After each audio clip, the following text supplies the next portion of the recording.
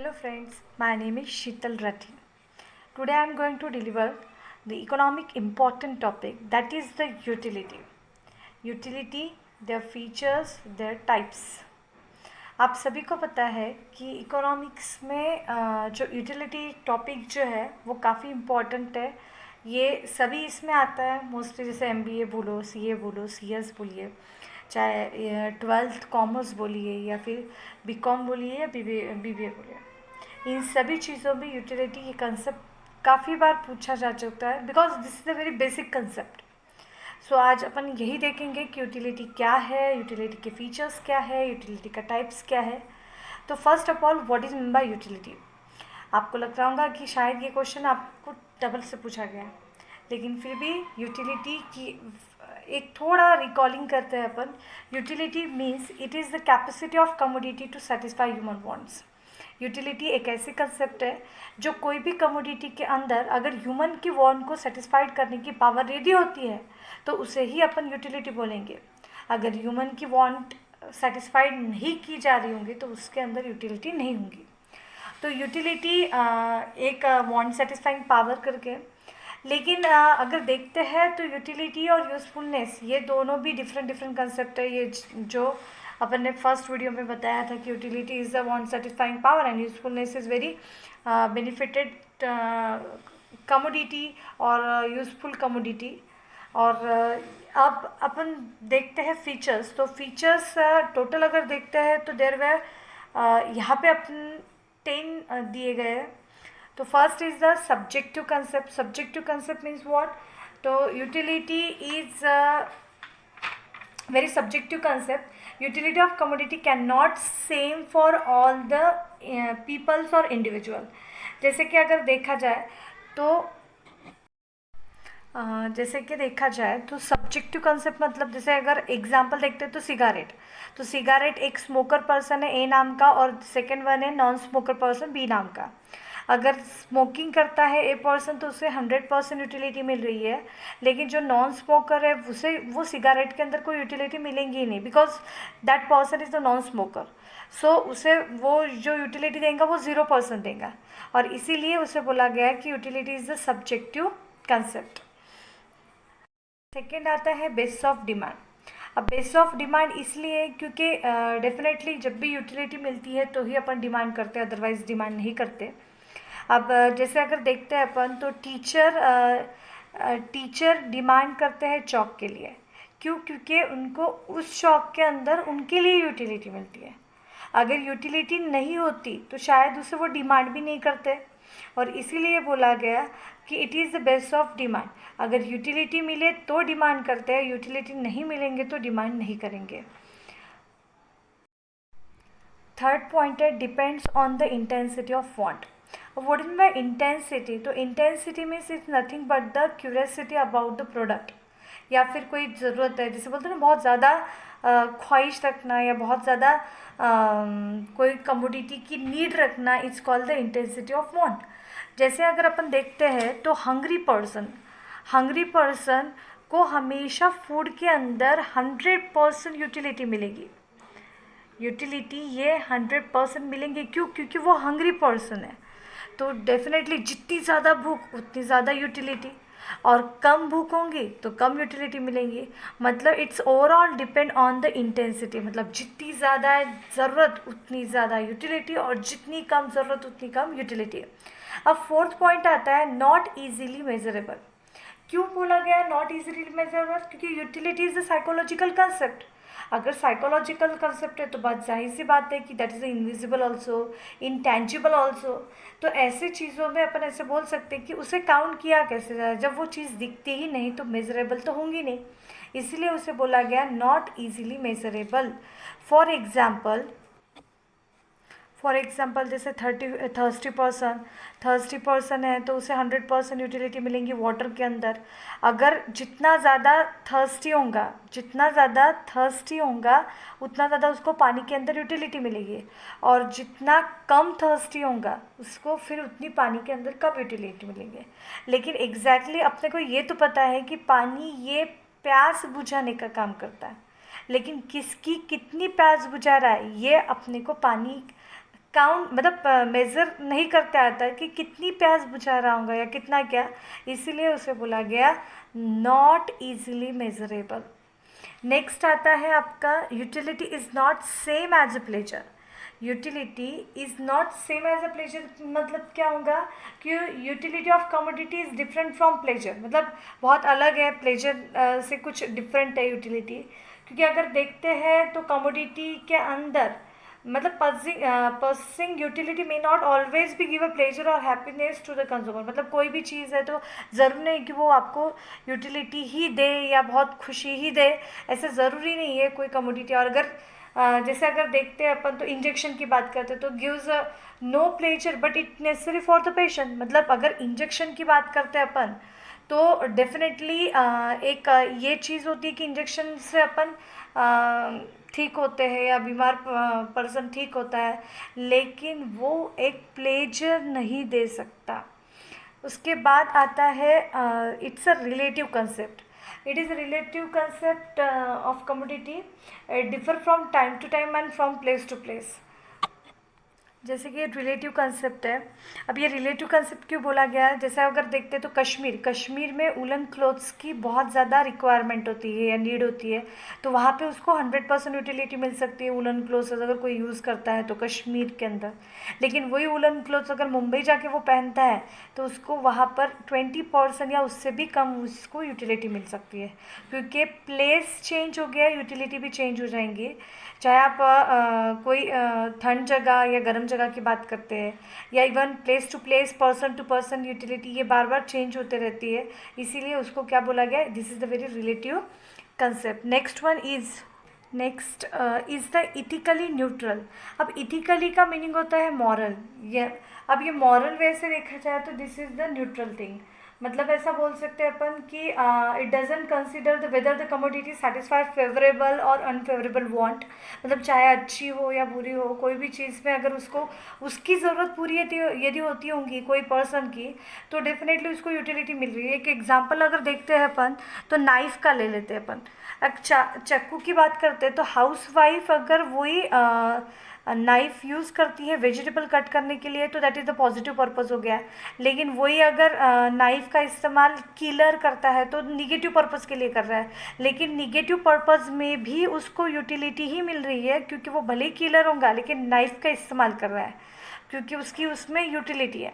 और हाउसवाइफ की अगर बात करते हैं अपन तो हाउसवाइफ तो भले ही वेजिटेबल कट कर रही होंगी, लेकिन हाँ, वेजिटेबल कट करना ये हाउसवाइफ की नीड है, वांट है, तो इसलिए उसको उसमें यूटिलिटी मिली। और किलर को वो नाइफ में किसी को किल करना है या फिर किसी को थ्रेटन करना है तो फिर उसके अंदर उसको यूटिलिटी मिली, चाहे वेदर इट इज़ पॉजिटिव और negative, but utility is always getting any kind of the way. So it is the ethical है लेकिन नॉन इथिकल भी रहता है, तो इसीलिए उसे बोला कि इथिकली न्यूट्रल।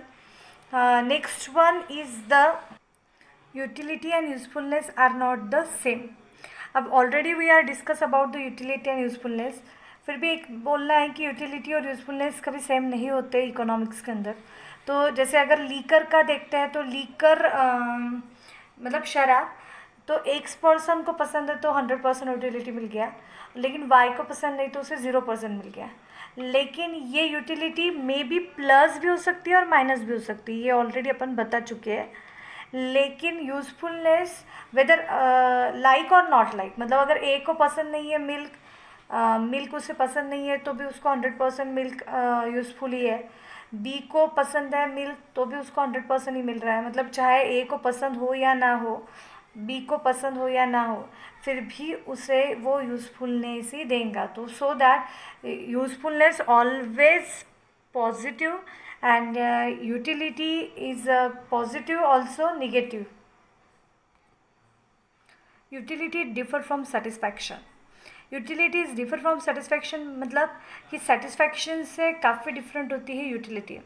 जैसे अपन बोलते हैं कि utility means want satisfying power. Utility ये वांट सेटिस्फाइंग पावर होता है, लेकिन satisfaction is a different thing. मतलब ऐसा बोल सकते हैं द एक्चुअल रियलाइजेशन। तो utility is anticipated satisfaction whether the satisfaction is the actual realisation. एक अगर बोलते हैं तो कंजम्पशन करने के पहले, मतलब प्रीडिटरमाइंड कोड्स जिसे अपन बोलते हैं, तो यूटिलिटी अपन पहले से ही सोच कर रखते हैं, हाँ मुझे इतनी यूटिलिटी मिलेंगी, उतनी यूटिलिटी मिलेंगी। लेकिन सेटिस्फैक्शन एक ऐसी चीज़ है कि वो परफॉर्मेंस होने के बाद जो एक्सपीरियंस आता है उस पर से जो कैलकुलेशन होता है, तो उसे अपन बोलेंगे कि सेटिस्फैक्शन है करके। मतलब सीधा है कि इंटर रिलेटेड है लेकिन डिफरेंट मीनिंग में ये है। जैसे अगर एग्जाम्पल अगर देखते हैं अपन, तो कोई मोबाइल फ़ोन ले लीजिए या सेल फ़ोन जिसे अपन बोलते हैं, या कोई चाइना प्रोडक्ट ले लीजिए। तो अब जैसे अपन बोलते हैं ना कि भाई मोबाइल फ़ोन ले रहे हैं या पर्टिकुलर कोई कंपनी का होगा तो वो बहुत अच्छा होगा, तो वो अच्छा है इसीलिए पहले यूटिलिटी है इसलिए उसको ले लिया। लेकिन फिर बाद में पता चला कि वो फ़ोन इतना काम का नहीं है, या फिर उसकी बैटरी का प्रॉब्लम है, या और कोई इश्यूज़ है उससे रिलेटेड, तो फिर मतलब सेटिस्फैक्शन नहीं मिला, या फिर जितना सोचा था उससे कहीं ज़्यादा मिला, या हो सकता है कि जितना सोचा उतना ही है, मतलब एवरेजली है करके। या कोई चाइना प्रोडक्ट की बात कर लेते तो चाइना प्रोडक्ट भी कैसा होता है कि ऐसे ऑलरेडी अपन सोच के चलते कि हाँ चाइना प्रोडक्ट तो ऐसे ही रहेगा, या फिर चला तो चला नहीं तो नहीं चला। लेकिन कभी कभी वही प्रोडक्ट बहुत काफ़ी लॉन्ग लास्टिंग निकलता है। तो सेटिस्फैक्शन ये परफॉर्मेंस होने की बात है, बाद में की बात है, और यूटिलिटी ये पहले ही सोच के की हुई बात है। इसीलिए utility is a differ from the satisfaction. So here we are discuss the 10 features that is subject to concept, base of demand, depends on the intensity of war, not easily measurable, utility is not same as a pleasure, relative concept, ethically neutral, utility and usefulness are not the same, utility differ from the satisfaction. These are the features of utility. Next is the types. There were 6 types of the utility. First is the form utility, second one is the place, third is the time utility, fourth one is the service utility, and fifth is the knowledge utility, and sixth one is the possession utility. आप इसे possession भी बोल सकते हैं। अब form utility means what? तो form utility एक ऐसी यूटिलिटी है जहाँ पे अपन बोलते हैं ना फॉर्म या उसका रूप चेंज करना, मतलब when the utility of commodity increase due to the change in the shape और structure of the existing material, it's called the form utility. मतलब सीधा सीधा है कि अगर कोई एग्जिस्टिंग मटेरियल है और उसका अगर अपने शेप चेंज कर लिया तो उससे उसके बाद उसकी जो यूटिलिटी बढ़ी है उस वजह से उसे अपन बोलेंगे फॉर्म यूटिलिटी। उसके लिए अपन एग्जांपल दे सकते हैं वुड का। अगर लकड़ा है या टिम्बर है तो उससे अपन फर्नीचर बनाते हैं, लेकिन लकड़े में जितनी यूटिलिटी नहीं मिलती उसके बाद जो उसका फर्नीचर बनता है तो उसके बाद उसकी जो यूटिलिटी मिलती है ज़्यादा मिलती है। तो इसीलिए उसको क्या बोलते हैं, मतलब उसका वो लकड़े का शेप बदलने के बाद, उसका फॉर्म चेंज करने के बाद जो फर्नीचर से उसको जो यूटिलिटी मिली उसको बोलते हैं form utility. Next one is a place utility. Place utility means when the utility of commodity increase due to the change in the place of utilization, it is called place utility। मतलब सीधा कि एक जगह से अगर दूसरी जगह अगर कोई कमोडिटी या सर्विस दी जाती है तो उस कारण से उसकी जो यूटिलिटी बढ़ी उसे अपन बोलेंगे place utility. For example place utility का फूड ग्रेन्स दे सकते हैं अपन। तो जैसे फार्म में अगर फूड ग्रेन्स होते हैं तो उस समय उतनी यूटिलिटी नहीं मिलती, लेकिन जब फार्म से वो शिफ्ट किए जाते टू द सिटी मार्केट तो उस समय उसकी डिमांड बहुत ज़्यादा बढ़ जाती है, कस्टमर बहुत ज़्यादा बढ़ते हैं। और डेफिनेटली अगर कस्टमर ज़्यादा है, डिमांड ज़्यादा है तो उसकी यूटिलिटी ही ज़्यादा होंगी। लेकिन वो यूटिलिटी बढ़ी क्यों? क्योंकि वो एक जगह से दूसरी जगह शिफ्ट होने के कारण उसकी यूटिलिटी बदली तो बढ़ी है। तो इसीलिए अपन उसे बोलेंगे प्लेस यूटिलिटी है। Next is the time utility. Time utility means when the utility of commodity increase due to the change in the time of utilization, it is called time utility। मतलब कि जब टाइम के कारण utility बढ़ती है उसे time utility. जैसे बोलते हैं ना कि कोई चीज़ अगर समय पे की जाती है या फिर समय समय पे कोई चीज़ का ज़्यादा इम्पोर्टेंस बढ़ता है तो इसीलिए उसे अपन टाइम यूटिलिटी बोलते हैं। कि for example raincoat and umbrella, rainy season में रेनकोट और अम्ब्रेलाज का बहुत ज़्यादा इंपॉर्टेंस बढ़ जाता है क्योंकि वो बहुत ज़्यादा यूटिलिटी देता है उस समय। जैसे कि विंटर में वुलन क्लोथ्स का समर सीजन में देख लीजिए कॉटन क्लोथ्स का, मतलब as per the time their utility increases, मतलब टाइम के हिसाब से जब यूटिलिटी बढ़ती या घटती है तो उसे अपन क्या बोलेंगे कि टाइम यूटिलिटी मिली है। Next one is the service utility. Service utility मतलब सेवाएं। अब सेवाएं या सेवा के कारण मिलने वाली यूटिलिटी बोलेंगे। अब service utility means what? When the utility obtain from the service of the professional, it is called service utility. मतलब प्रोफेशनल से मिलने वाली जो भी सर्विसेज है तो उसे अपन सर्विस यूटिलिटी बोलेंगे। अब जैसे कि आप देख सकते हैं कि कभी अपन होटल में खाना खाने जाते हैं तो वहाँ से अपन ने सर्विस ली उनकी, तो उसे अपन सर्विस यूटिलिटी बोलेंगे। ऐसे बहुत सारे एग्जाम्पल है, जैसे कि लॉयर्स देख लीजिए। लॉयर अपने क्लाइंट के लिए केसेस लड़ता है, अपना लॉजिक लगाता है, मतलब सीधा है लॉयर अपनी सर्विस बेचता है और क्लाइंट को उससे उसका बेनिफिट होता है, मतलब सीधा है यूटिलिटी मिलती है, तो उसे अपन बोलेंगे कि सर्विस यूटिलिटी होगी। डॉक्टर्स, टीचर्स, लाइक ये बोल सकते हैं, एक्टर्स बोल सकते हैं, सिंगर बोल सकते हैं, etcetera. These are the example of service utility. Next one is the knowledge utility. Knowledge utility means जैसे ज्ञान। अब when the utility of increase due to the awareness and knowledge acquired by the buyer about the commodity, it is called knowledge utility.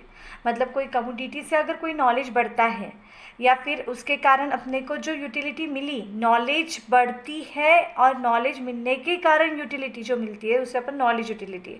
अब इसके लिए बहुत सारे example है, जैसे अपन देख सकते कि जब अपन टीवी देखते हैं तो उसके अंदर जब एडवर्टाइजमेंट आती है तो बहुत से बार वो प्रोडक्ट की प्राइस क्या होती है, हाउ टू यूज़ क्या होता है, कौन से मार्केट में वो प्रोडक्ट मिलता है, ये सब चीज़ें अपने को वहाँ पे बताई जाती है। मतलब सीधा सीधा कि अपने को टीवी से, मतलब टीवी एक जो कमोडिटी है उससे जो अपने को नॉलेज मिला है, एक्वायर्ड हुआ है, उसे अपन नॉलेज यूटिलिटी बोल सकते हैं। अब उसके लिए अब एक एग्जांपल देते हैं, जैसे कि कंप्यूटर्स हो गया, सेल फोन हो गया, ये बहुत से एग्जांपल है जिसको अपन बोल सकते हैं कि वो नॉलेज यूटिलिटी अपने को देते हैं।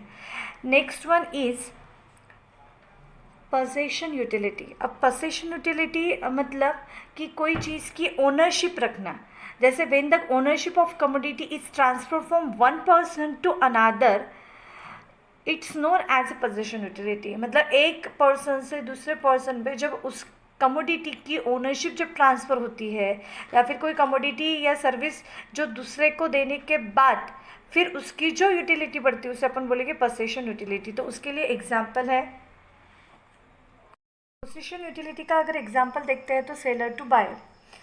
सेलर टू बायर जब ओनरशिप ट्रांसफ़र हो रही है, मतलब अगर सेलर जब कमोडिटी सेल करता है बायर को तो उसके बाद जो कमोडिटी की ओनरशिप जो बायर को मिलती है तो उससे जो यूटिलिटी उसे मिल रही है तो उसे बोलेंगे पर पोसेशन यूटिलिटी। जैसे कि कार सेलर देख लीजिए, कार जब सेल होती है तो बायर को जब उसकी ओनरशिप मिलती है तो फिर बायर को ओनरशिप मिली, इसका मतलब उसको पोसेशन यूटिलिटी मिली। वेजिटेबल वेंडर्स देख लीजिए या फिर कोई फ्रूट सेलर देख लीजिए, ये एग्जाम्पल है पोजीशन यूटिलिटी के। अब इसमें टाइप्स कवर किए थे, तो टाइप्स में क्या क्या था, तो form utility, place utility, time utility, service utility, knowledge utility and position utility. आज अपन ने इस वीडियो में देखा था utility means what are the features of utility and what are the types of the utility. This is a very important concept, basic concept है, क्योंकि next जब भी अपन लॉ ऑफ डिमांड या और भी कोई लॉ देखते हैं तो उस समय ये ही कंसेप्ट बहुत ज़्यादा इंपॉर्टेंट माना गया, because this is the basic concept. So अगर आपको इससे रिलेटेड अगर कोई कन्फ्यूजन हो या कोई क्यूरी हो या कोई डाउट्स हो तो आप कमेंट बॉक्स में प्लीज़ डाल सकते हैं। और नेक्स्ट वीडियो अपन बनाएंगे what is the marginal utility and what is the total utility, what are the relation between the marginal utility and total utility. So guys keep watching and keep learning.